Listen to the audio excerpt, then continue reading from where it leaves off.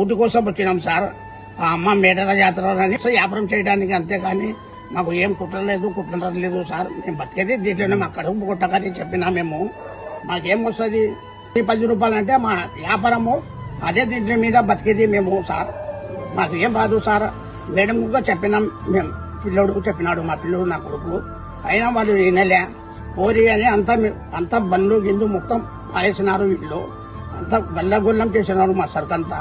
మేము అప్పు సప్పు చేసి తినవల్లం సార్ మేము అని చెప్పినాము. ఆ సారు లేదు పోరి మీరు అది ఇది ఆధార్ కార్డు అంటే అన్నీ తేవాలని మేము.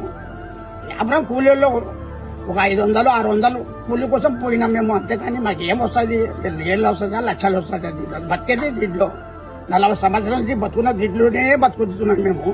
తీసుకొని చెక్ చేస్తే చర్యలు తీసుకొని అప్పుడు నేను దానికి బాధ్యత ఉంటాను నేను. అంతేగాని లేనిపోని మీ దగ్గర కొట్టాకని ఎక్కడి నుంచో బతకడానికి వస్తుంటాడానా కొడుపు కొట్టాకండి. నేనే కాదు, బీదవన్నీ కడుపు కొట్టాకరి మీరు. అది దయచేసి ఇది అన్ని ఇసి పెట్టది. బీద మంచి ఏమో ఆయన దౌర్జం చేస్తాడా, దోపిడీ చేస్తాడా?